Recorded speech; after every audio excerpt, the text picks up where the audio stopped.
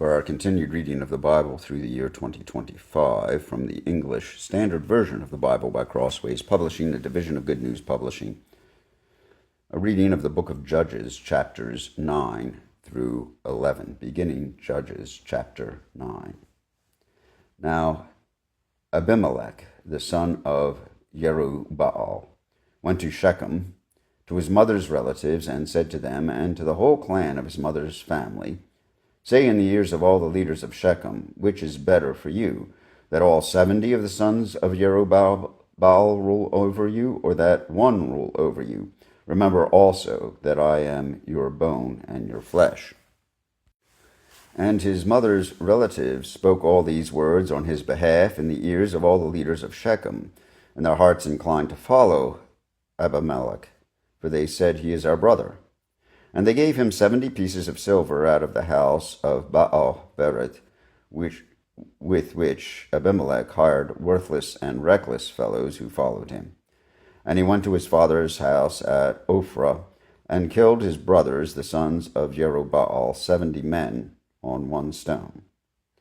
But Jotham, the youngest son of Jerubbaal, was left, for he hid himself. And all the leaders of Shechem came together, and all Beth Millo, and they went and made Abimelech king by the oak of the pillar at Shechem.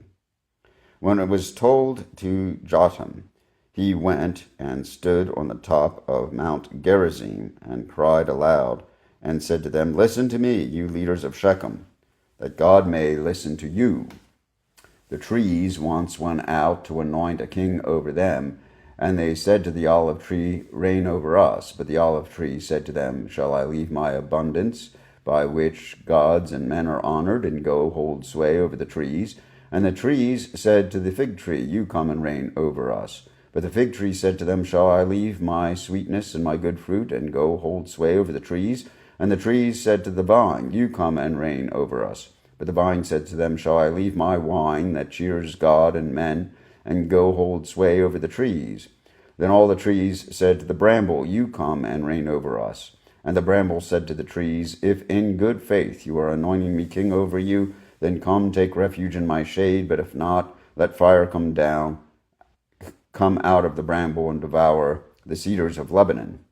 Now therefore, if you acted in good faith and integrity when you made Abimelech king, and you have dealt well with Jerubbaal and his house, and have done to him as deeds deserved, for my father fought for you and risked his life and delivered you from the hand of Midian, and you have risen up against my father's house this day, and have killed his sons, 70 men on one stone, and have made Abimelech the son of his female servant king over the leaders of Shechem, because he is your relative, if you have acted in good faith and integrity, which Jerubbaal and with his house this day, then rejoice in Abimelech, and let him also rejoice in you. But if not, let fire come out from Abimelech and devour the leaders of Shechem and Beth Millo, and let fire come out of the leaders of Shechem and Beth Millo and devour Abimelech. And Jotham ran away and fled, and went to Beer and lived there because of Abimelech his brother. Abimelech ruled over Israel 3 years, and God sent an evil spirit between Abimelech and the leaders of Shechem, and the leaders of Shechem dealt treacherously with Abimelech, and the violence done to the 70 sons of Jerubbaal might come, and their blood be laid on Abimelech their brother who killed them, and on the men of Shechem who strengthened his hands to kill his brothers. And the leaders of Shechem put men in ambush against him on the mountaintops, and they robbed all who passed by them along that way, and it was told to Abimelech. And Gaal, the son of Ebed, moved into Shechem with his relatives, and the leaders of Shechem put confidence in him. And they went out into the field and gathered the grapes from the vineyards and trod them and held a festival. And they went into the house of their God and ate and drank and reviled Abimelech. And Gaal, the son of Ebed, said, Who is Abimelech? And who are we of Shechem that we should serve him? Is he not the son of Jerubbaal, and is not Zebul his officer? Serve the men of Hamor, the father of Shechem? But why should we serve him? Would that this people were under my hand, then I would remove Abimelech. I would say to Abimelech, Increase your army and come out. When Zabul, the ruler of the city, heard the words of Gaal, the son of Ebed, his anger was kindled. And he sent messengers to Abimelech secretly, saying, Behold, Gaal, the son of Ebed, and his relatives have come to Shechem, and they are stirring up the city against you. Now therefore go by night, you and the people who are with you, and set an ambush in the field. When in the morning, as soon as the sun is up, rise early and rush upon the city. And when he and the people who ate with him come out against you, you may do to them as your hand finds to do. So Abimelech and all the men who were with him rose up by night and set an ambush against Shechem in 4 companies. And Gaal, the son of Ebed, went out and stood in the entrance of the gate of the city. And Abimelech and the people who were with him rose from the ambush. And when Gaal saw the people, he said to Zabul, Look, people are coming down from the mountain tops. And Zabul said to him, You mistake the shadow of the mountains for men. Gaal spoke again and said, Look, people are coming down from the center of the land, and 1 company is coming from the direction of the diviner's oak. Then Zabul said to him, Where is your mouth now, you who said, Who is Abimelech that we should serve him? Are not these the people whom you despise? Go out now and fight with them.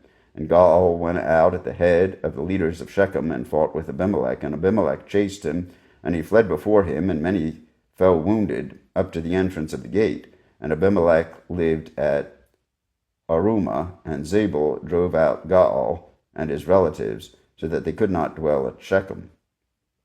On the following day the people went out into the field, and Abimelech was told. He took his people and divided them into 3 companies, and set an ambush in the fields. And he looked and saw the people coming out of the city, so he rose against them and killed them. Abimelech and the company that was with him rushed forward and stood at the entrance of the gate of the city, while the 2 companies rushed upon all who were in the field and killed them. And Abimelech fought against the city all that day. He captured the city and killed the people who were in it, and he razed the city and sowed it with salt. When all the leaders of the tower of Shechem heard of it, they entered the stronghold of the house of El-Berith. Abimelech was told that all the leaders of the tower of Shechem were gathered together, and Abimelech went up to Mount Zalmon, he and all the people who were with him. And Abimelech took an axe in his hand, and cut down a bundle of brushwood, and took it up, and laid it on his shoulder. And he said to the men who were with him, What you have seen me do, hurry and do as I have done. So every one of the people cut down his bundle, and following Abimelech, put it against the stronghold, and they set the stronghold on fire over them, so that all the people of the tower of Shechem also died, about 1,000 men and women. Then Abimelech went to Thebez, and encamped against Thebez, and captured it. But there was a strong tower within the city, and all the men and women, with all the leaders of the city, fled to it, and shut themselves in, and they went up to the roof of the tower. And Abimelech came to the tower, and fought against it, and drew near to the door of the tower to burn it with fire. And a certain woman threw an upper millstone on Abimelech's head, and crushed his skull. Then he called quickly to the young man, his armor-bearer, and said to him, Draw your sword and kill me, lest they say of me, A woman killed him. And his young man thrust him through, and he died. Then, when the men of Israel saw that Abimelech was dead, every one departed to his home. Thus God returned the evil of Abimelech, which he committed against his father in killing his 70 brothers. And God also made all the evil of the men of Shechem return on their heads, and upon them came the curse of Jotham, the son of Jerubbaal. After Abimelech there arose to save Israel Tola, the son of Puah, son of Odo, a man of Issachar, and he lived at Shamir in the country of Ephraim. And he judged Israel 23 years. Then he died and was buried at Shamir. After him arose Jair the Gileadite, who judged Israel 22 years. And he had 30 sons, who rode on 30 donkeys, and they had 30 cities called Havoth Jair to this day, which are in the land of Gilead. And Jair died and was buried at Kamon. The people of Israel again did what was evil in the sight of the Lord, and served the Baals and the Asheroth, the gods of Syria, the gods of Sidon, the gods of Moab, the gods of the Ammonites, and the gods of the Philistines. And they forsook the Lord and did not serve him. So the anger of the Lord was kindled against Israel, and he sold them into the hand of the Philistines and into the hand of the Ammonites. And they crushed and oppressed the people of Israel that year. For 18 years they oppressed all the people of Israel who were beyond the Jordan in the land of the Amorites, which is in Gilead, and the Ammonites crossed the Jordan to fight against Judah and against Benjamin and against the house of Ephraim, so that Israel was severely distressed. And the people of Israel cried out to the Lord, saying, We have sinned against you because we have forsaken our God and have served the Baals. And the Lord said to the people of Israel, Did I not save you from the Egyptians and from the Amorites, from the Ammonites and from the Philistines? The Sidonians also and the Amalekites and the Maonites oppressed you, and you cried to me, and I saved you out of their hand. Yet you have forsaken me and served other gods. Therefore I will save you no more. Go and cry out to the gods whom you have chosen. Let them save you in the time of your distress. And the people of Israel said to the Lord, We have sinned. Do to us whatever seems good to you, only please deliver us this day. So they put away the foreign gods from among them and served the Lord, and he became impatient over the misery of Israel. And the Ammonites were called to arms, and they encamped in Gilead. And the people of Israel came together, and they encamped at Mizpah. And the leaders of Gilead, said one to another, Who is the man who will begin to fight against the Ammonites? He shall be head over all the inhabitants of Gilead. Now Jephthah the Gileadite was a mighty warrior, but he was the son of a prostitute. Gilead was the father of Jephthah, and Gilead's wife also bore him sons. And when his wife's sons grew up, they drove Jephthah out and said to him, You shall not have an inheritance in our father's house, for you are the son of another woman. Then Jephthah fled from his brothers and lived in the land of Tob, and worthless fellows collected around Jephthah and went out with him. After a time the Ammonites made war against Israel, and when the Ammonites made war against Israel, the leaders of Gilead went to bring Jephthah from the land of Tob. And they said to Jephthah, Come and be our leader, that we may fight against the Ammonites. But Jephthah said to the elders of Gilead, Did you not hate me and drive me out of my father's house? Why have you come to me now when you are in distress? And the elders of Gilead said to Jephthah, That is why we have turned to you now, that you may go with us and fight against the Ammonites, and be our head over all the inhabitants of Gilead. Jephthah said to the elders of Gilead, If you bring me home again to fight against the Ammonites, and the Lord gives them over to me, I will be your head. And the elders of Gilead said to Jephthah, The Lord will be witness between us if we do not do as you say. So Jephthah went with the elders of Gilead, and the people made him head and leader over them. And Jephthah spoke all his words before the Lord at Mizpah. Then Jephthah sent messengers to the king of the Ammonites and said, What do you have against me, that you have come to me to fight against my land? And the king of the Ammonites answered the messengers of Jephthah, Because Israel is coming up from Egypt, took away my land from the Arnon to the Jabbok and to the Jordan. Now therefore restore it peaceably. Jephthah again sent messengers to the king of the Ammonites and said to him, Thus says Jephthah, Israel did not take away the land of Moab or the land of the Ammonites, but when they came up from Egypt, Israel went through the wilderness to the Red Sea and came to Kadesh. Israel then sent messengers to the king of Edom, saying, Please let us pass through your land. But the king of Edom would not listen. And they sent also to the king of Moab, but he would not consent. So Israel remained at Kadesh. Then they journeyed through the wilderness and went around the land of Edom and the land of Moab, and arrived on the east side of the land of Moab, and camped on the other side of the Arnon.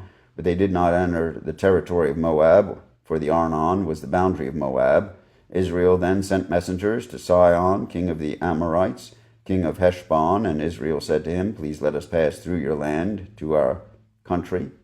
But Sihon did not trust Israel to pass through his territory, so Sihon gathered all his people together and encamped at Jahaz and fought with Israel. And the Lord, the God of Israel, gave Sihon and all his people into the hand of Israel, and they defeated them.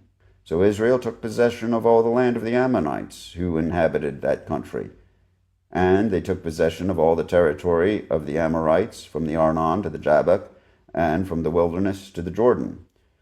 So then the Lord, the God of Israel, dispossessed the Amorites from before his people Israel.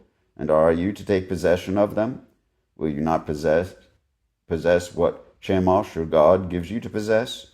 And all that the Lord our God has dispossessed before us, we will possess.